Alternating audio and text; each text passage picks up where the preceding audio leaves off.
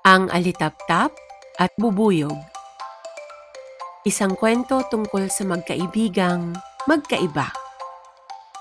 Sa isang makulay na hardin sa tabi ng kagubatan, nakatira ang isang maliit na bubuyog na ang pangalan ay Bibo. Tuwing umaga, maaga siyang gumigising.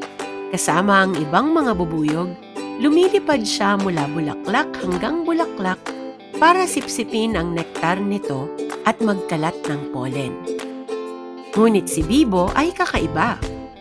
Habang walang patid sa pagtatrabaho ang kasama niyang mga bubuyog, lagi siyang humihinto upang tumingin sa langit. Bibo! Ano ba't nakatingin ka na naman? Madami pang bulaklak na naghihintay sa atin. Sabi ng punong bubuyog. At dali-dali nang babalik si Bibo sa trabaho. Wala kasing nakakaalam ng sikretong pangarap ni Bibo.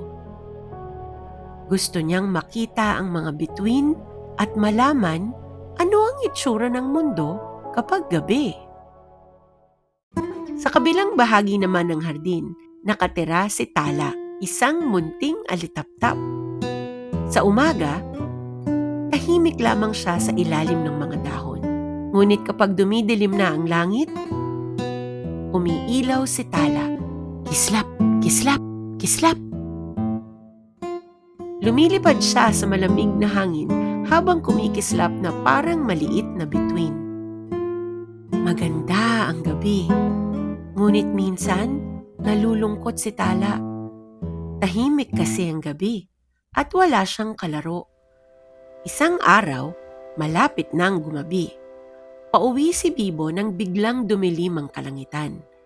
Umihip ang malamig na hangin. At naligaw si Bibo sa matataas na damo. Tumingin siya sa paligid, ngunit wala siyang makita. Hanggang sa may munting ilaw na kumislap sa dilim. Kislap, kislap, kislap. Si Tala yun. Maingat niyang ginabayan si Bibo palabas ng damuhan.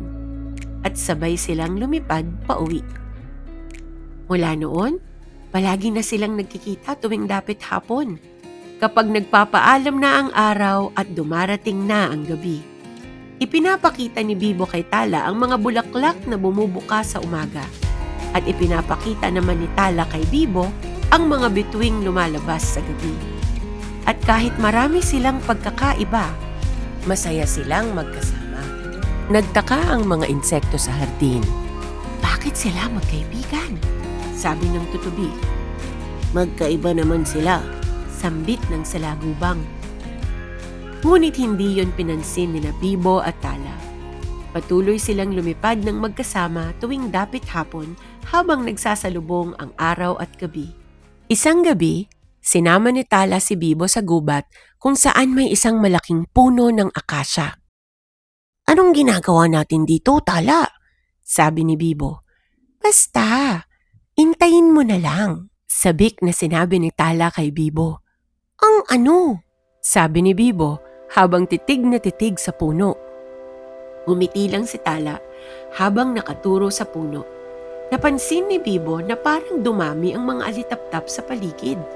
At sa sandaling iyon, unti-unting nakita ni Bibo na biglang lumiwanag ang paligid ng puno na napaligiran ng libong mga alitaptap. Lumiwanag ng lumiwanag hanggang tila nag-apoy ang ibabaw ng puno. Manghang-mangha si Bibo. Wow! Di namin kayang gawin yan, Tala! Sabi ni Bibo. Tumawa lang si Tala. Halika na, uwi na tayo. Pabalik na sila sa hardin nang biglang napansin ni Bibo ang kaguluhan sa isang grupo ng mga alitaptap.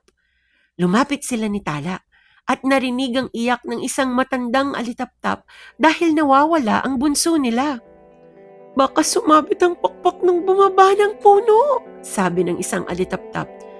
Baka nilipad sa isang malaking dahon sa loob ng gubat. Dagdag naman ng isa pa. Walang atubili, nagsalita si Bibo.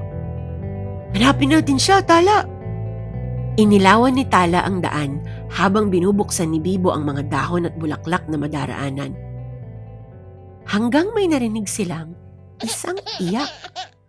At sa ilalim ng isang malaking halaman, Nakita nila ang takot at umiiyak na batang alitaptap.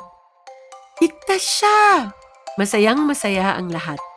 Kumalat ang balita at doon naunawaan ng buong hardin ang isang mahalagang bagay. Hindi kailangang magkapareho para maging magkaibigan. Minsan, nagiging lakas ng magkaibigan ang kanilang pagkakaiba, basta't marunong magtulungan at mag-unawaan.